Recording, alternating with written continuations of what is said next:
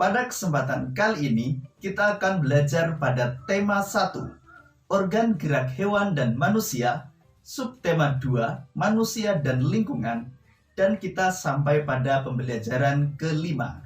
Sekarang, coba kalian amati gambar ilustrasi berikut ini. Gambar ilustrasi tersebut menunjukkan Pak Bejo yang meskipun sudah tua, namun masih kuat untuk mencangkul.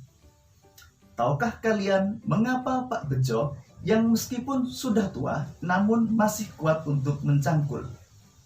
Jawabannya, karena Pak Bejo masih memiliki tulang-tulang dan otot yang kuat.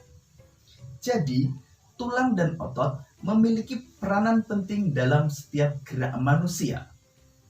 Pada pembelajaran sebelumnya, kita telah belajar mengenal lebih jauh tentang tulang sebagai alat gerak pasif manusia. Dan pada kesempatan kali ini, kita akan belajar lebih jauh untuk mengenal otot sebagai alat gerak aktif manusia. Tahukah kalian apa itu otot? Otot adalah jaringan yang ada di dalam tubuh manusia, berupa alat gerak aktif yang menggerakkan tulang sehingga menyebabkan suatu organisme atau individu dapat bergerak.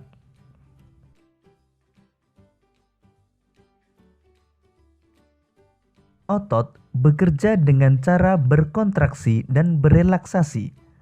Contohnya pada otot bisep dan trisep. Ketika lengan bawah diangkat ke atas, otot trisep berelaksasi, sedangkan otot bisep berkontraksi. Kemudian saat lengan bawah dikembalikan ke posisi semula, otot trisep berkontraksi, sedangkan otot bisep berelaksasi.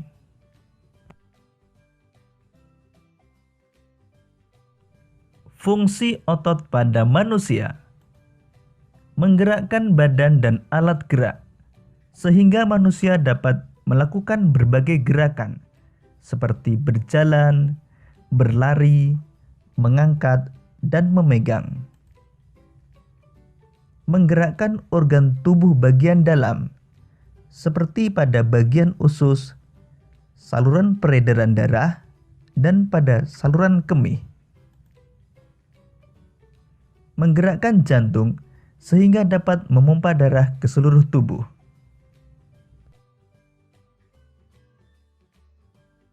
Macam-macam otot manusia. Otot manusia terdiri dari 3 macam, yaitu otot polos, otot lurik, dan otot jantung.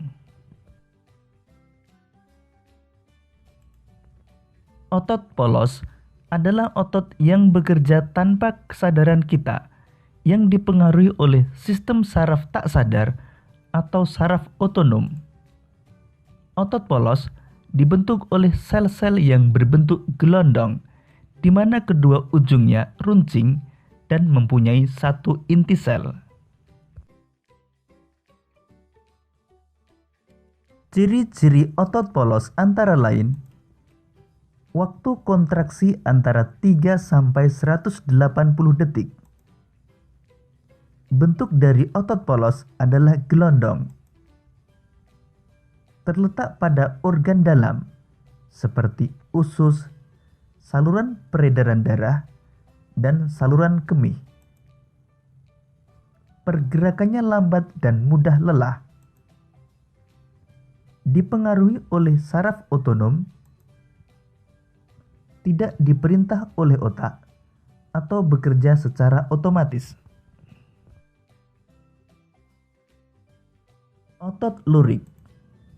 Otot lurik adalah otot yang menempel pada rangka tubuh manusia yang digunakan dalam pergerakan. Otot lurik adalah otot yang bekerja di bawah kesadaran. Otot lurik juga dinamakan otot rangka, karena otot lurik menempel pada rangka. Dinamakan otot lurik karena adanya sisi gelap dan terang yang berselang-seling.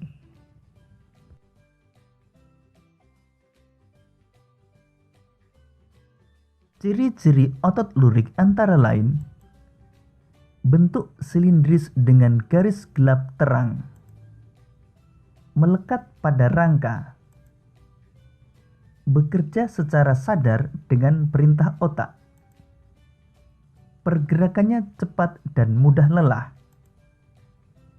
mempunyai pigmen mioglobin, bentuk yang panjang dan memiliki banyak inti sel atau multisel. Inti sel yang berada di tepi. Otot jantung. Otot jantung adalah otot yang bekerja secara terus-menerus tanpa istirahat atau berhenti. Otot jantung berfungsi dalam memompa darah ke seluruh tubuh. Otot jantung bekerja di bawah kesadaran manusia. Syaraf yang memengaruhi otot jantung adalah saraf simpatik dan saraf parasimpatik.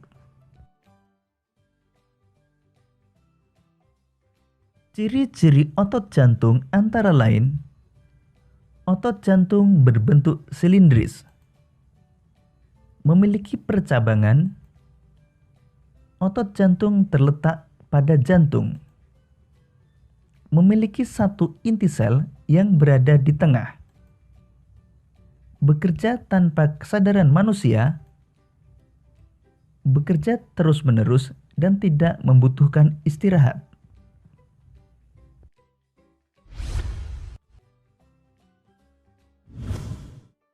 Otot manusia. Otot-otot dalam tubuh manusia memiliki beberapa fungsi, tetapi fungsi yang utama adalah untuk bergerak. Adapun fungsi-fungsi yang lain antara lain untuk mendukung tubuh, menjaga postur tubuh, dan menjaga suhu tubuh. Semua fungsi otot tersebut dapat dilakukan apabila otot dalam keadaan sehat, tanpa terjadi gangguan atau kelainan. Desain cover. Ada dua macam desain dalam membuat cover, yakni cover dengan latar berwarna putih dan tulisan sederhana, dan desain penuh warna dan gambar.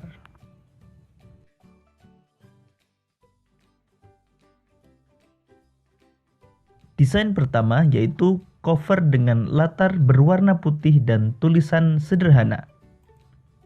Pada jenis ini, tidak ada gambar yang memenuhi halaman. Bahkan, terkadang hanya berisi judul, nama pengarang, dan nama penerbit. Dengan demikian, yang nampak dominan adalah warna putih dan ruang kosong.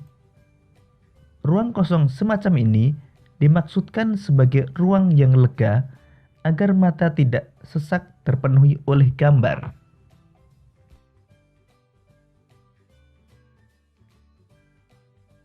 Desain penuh warna dan gambar. Pada jenis ini, bagian yang dominan adalah gambar ilustrasi dan judul. Selain itu, juga disajikan permainan warna yang mencolok dan bervariasi.